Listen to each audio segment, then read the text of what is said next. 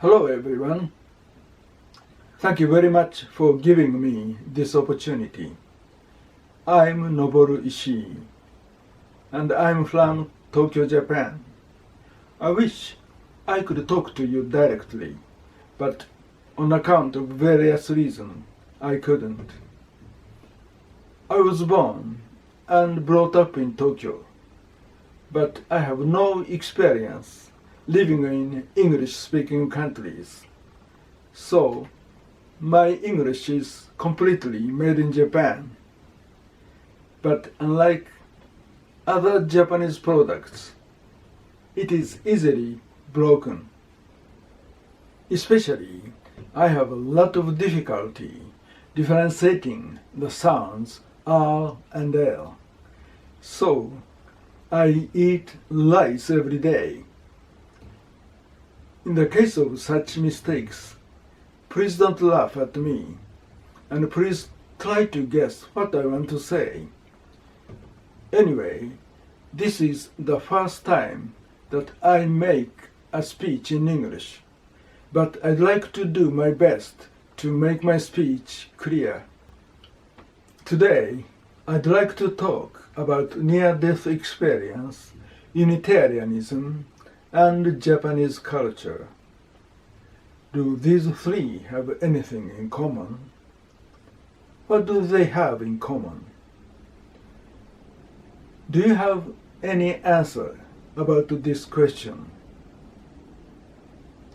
I promise you, at the end of this speech, you'll have a clear answer to this question. The first theme is near-death experience. When you hear near-death experience, what comes to mind?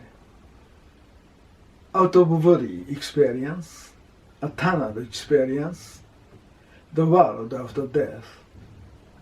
The details of what happens in near-death experience, or NDEs, are now known widely. At first, a sense of being dead, and next, a feeling that your soul has left the body, a voyage toward bright light, and a departure to another reality where love and bliss are all encompassing. By the way, according to a Gallup poll, approximately 3% of the US population says that they have had a near-death experience. So there is high possibility that one or two people in your room now have had a near-death experience. If there are someone, please share your experience after my speech. Anyway, when I was in my 40s, I read a book about near-death experiences for the first time. The name of the book is Life After Life. The author is Raymond Moody. This is a classic book concerning near-death experiences. He popularized the term near-death experience, or NDE. When I read this book, I was impressed, especially with the bright light, or being of light, and a tremendous amount of warmth and love comes from the light that many NDEers see. According to Moody's book, the encounter with the bright light is like this. It was beautiful and so bright, so radiant, and it didn't hurt my eyes. It's not any kind of light you can describe on earth. I didn't actually see a person in this light, and yet it has special identity. It definitely does. It is a light of perfect understanding and perfect love. And all during this time, I felt as though I was surrounded by an overwhelming love and compassion. I haven't had any near-death experience, but when I read this, I felt a kind of nostalgia. I felt as if the light was my soul's homeland. Since then, I began to read dozens of books about NDEs, and finally, about 10 years later, I myself wrote a book about NDE. This is the book. Unfortunately, I didn't have enough ability to write a book in English, so I wrote it in Japanese. When I was a university student, I majored in Western philosophy, but my interest gradually moved into Asian philosophies, especially in Buddhist philosophies. At the same time, I began to practice meditation. At first, Zen meditation of Mahayana Buddhism, and then Vipassana meditation of Theravada Buddhism. One day, when I was practicing meditation in a 10 days retreat, I was suddenly filled with the vibration of love and cried with joy. I felt the vibration coming from my master, who was sitting near me, but more exactly, it came to me from deeper somewhere through my master. This experience was not so intense one as many NDEers report, and it wasn't accompanied with the bright light. But I believe the vibration of love I felt was somewhat similar in its quality as the one many NDEers felt. One of the purposes of my book about NDE was to shed light on the similarity between what we experience in a deep meditation and in near-death experiences. But there was a more important main purpose in my book. I'd like to explain it briefly. Of course, I know that there are many scientific interpretations of NDEs. The main interpretations are as follows. 1. One of such interpretations is the depersonalization, which is a sense of being detached from your body. According to this interpretation, those who face their impending death become detached from the surroundings and their own bodies, no longer feel emotions, and experience time distortions. 2. Scientific author Carl Sagan even suggested that the stress of death produces a remembrance of birth, suggesting the tunnel people see is a reimagining of the birth canal. 3. Some researchers claim that endorphin released during stressful events may produce something like NDE, particularly by reducing pain and increasing pleasant sensations. 4. Other researchers have also explained NDEs via cerebral anoxia, a lack of oxygen to the brain. Lack of oxygen may also trigger temporal lobe seizures, which causes hallucinations. These may be similar to a near-death experience. 5. The most widespread explanation is the dying brain hypothesis.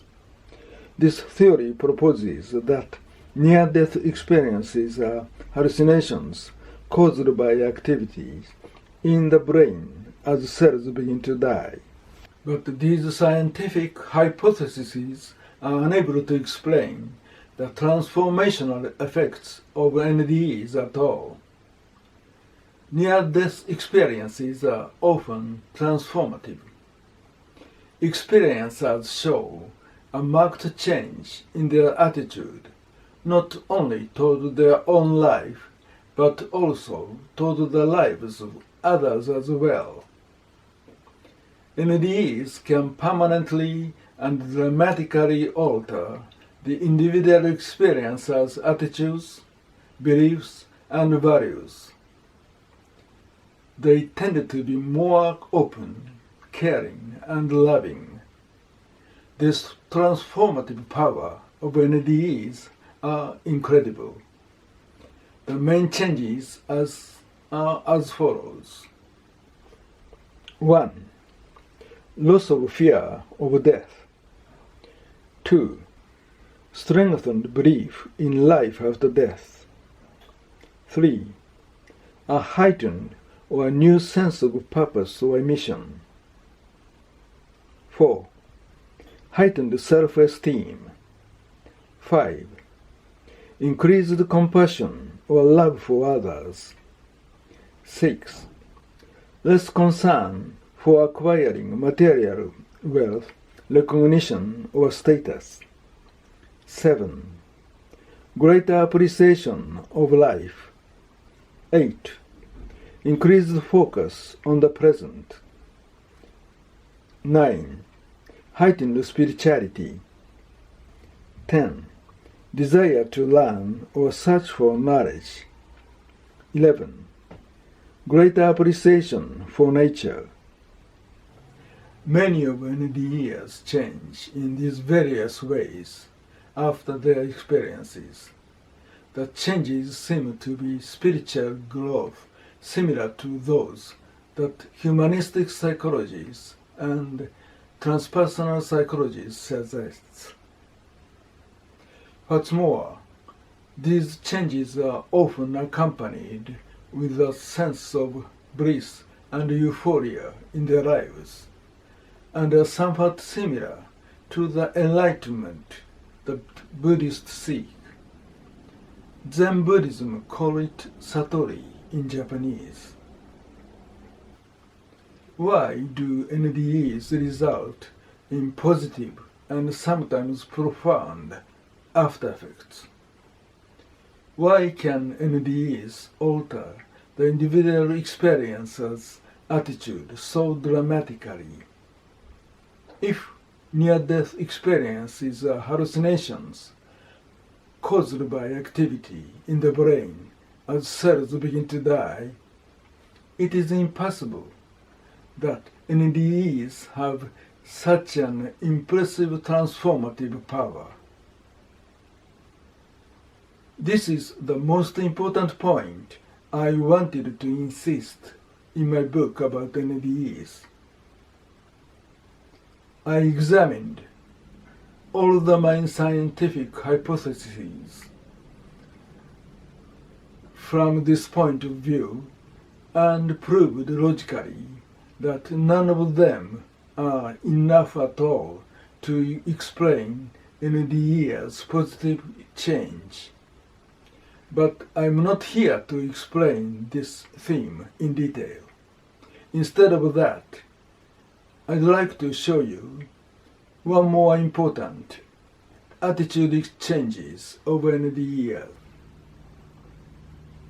But before that, I'd like to ask you one more question. Generally speaking, do NDEs become more religious after their NDEs? Please raise your hands if your answer is yes. Then, raise your hands if your answer is no. Before telling you the correct answer, I'd like to give you a clue to think about these questions. It's a saying of Mahatma Gandhi. He says, "I like your Christ. I do not like your Christians. Your Christians are so unlike your Christ."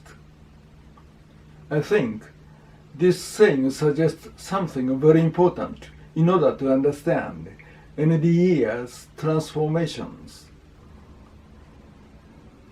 A survey indicates that number of people who don't have religious faith increase after their NDEs.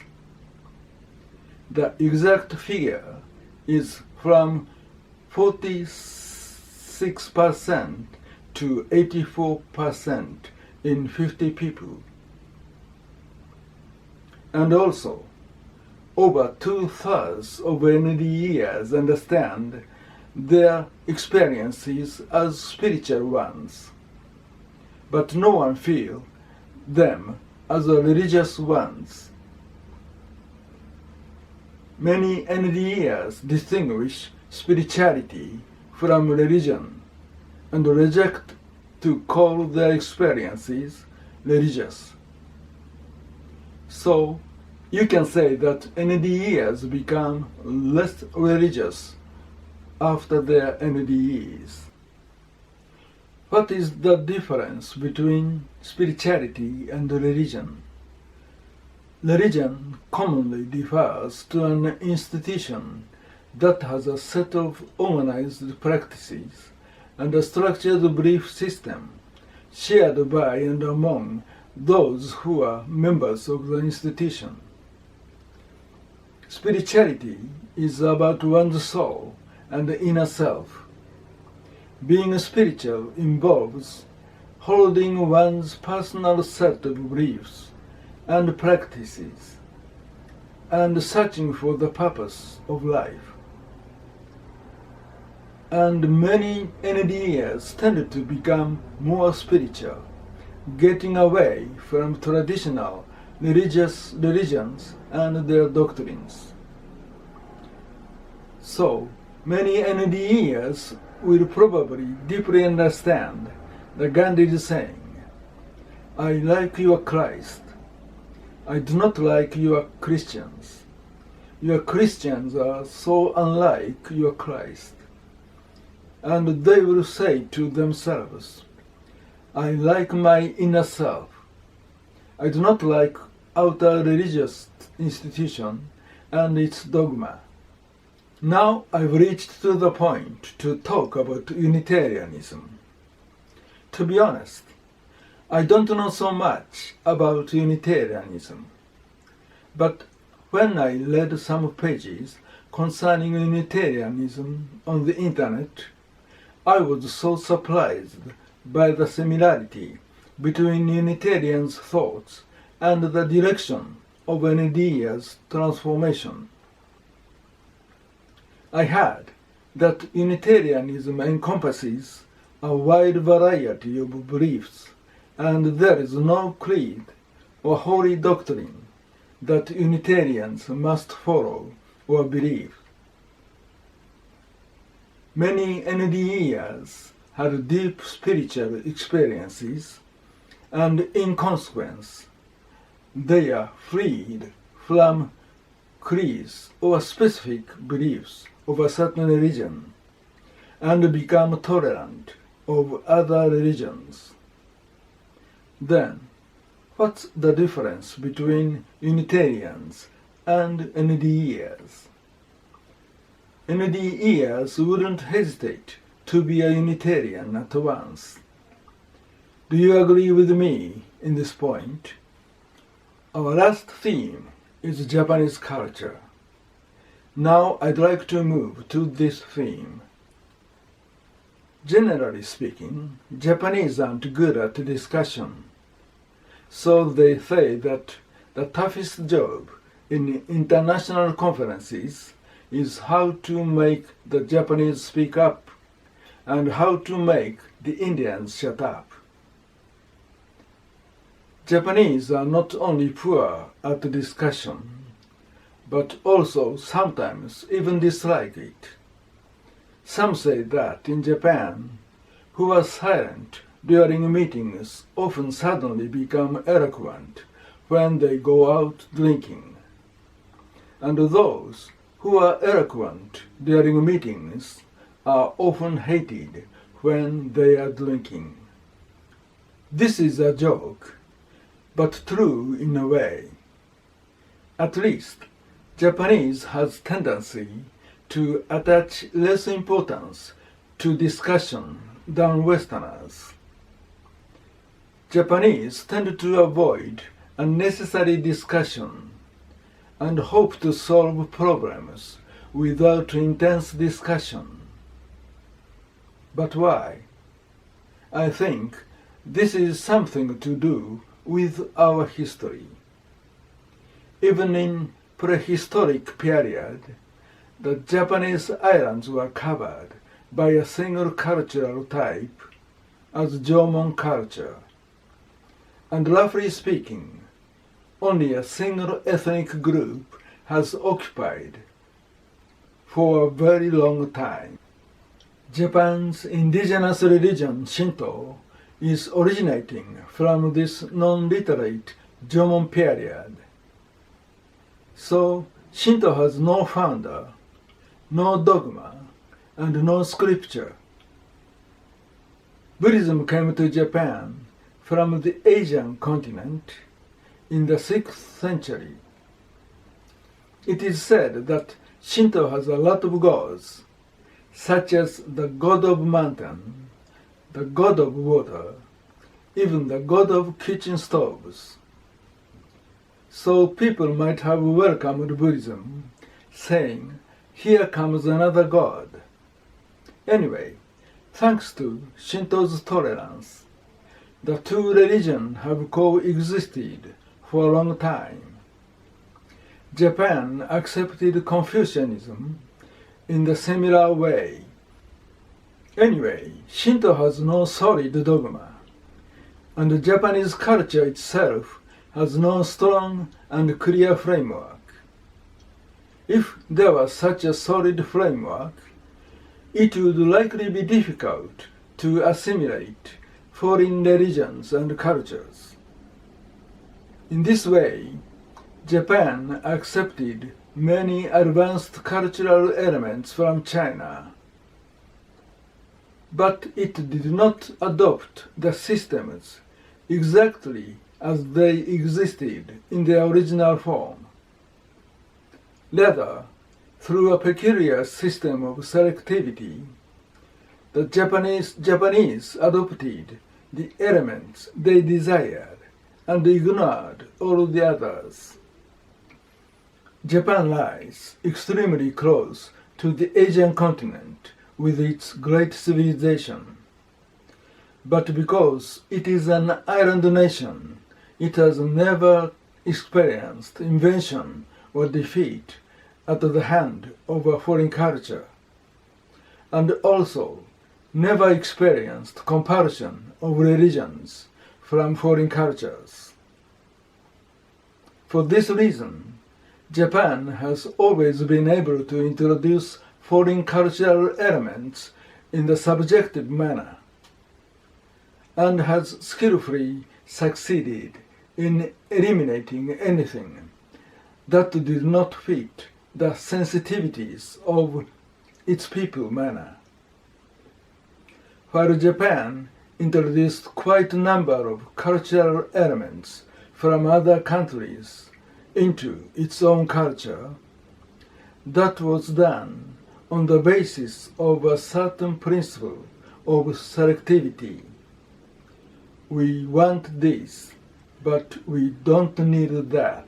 I believe that this standard of selectivity is originated from Japanese culture's relativism, which doesn't rely on any solid religious principles.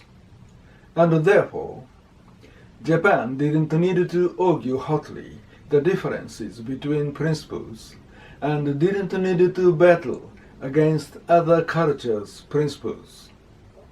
Japan just learned and assimilated everything it needed as long as they didn't destroy its relativism. So Japanese prefer to learn rather than to discuss in vain. That's why Japanese aren't good at discussion and rather dislike fruitless arguments. Normally, there is some large principle behind a civilization, and the various social and cultural systems of that civilization are based upon that principle. For instance, in Christianity, which is one of the foundation stones of Western civilization, a number of basic principles have been established which determines the way people should live, and the ideal order for the world and the universe under the rule of God. In the same manner, there are great basic principles in Islam and China's Confucianism as well. When these deep-rooted principles came into direct confrontation with each other, struggles took place that ended in submission or even in battles to the death. In fact, in the history of the world, there were so many wars caused by differences in principles, religion, or ideology. Japan has always been open-minded in its history.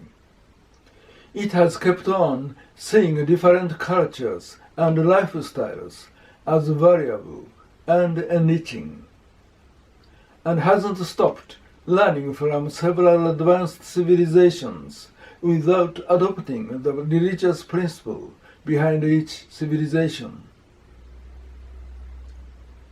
This relativism in Japanese culture, which doesn't insist on any fundamental principles, has brought rich cultural results. And I believe this characteristic of Japanese culture has something in common with Unitarians' thoughts. At least, most of Japanese will strongly sympathize with Unitarianism. Thank you very much.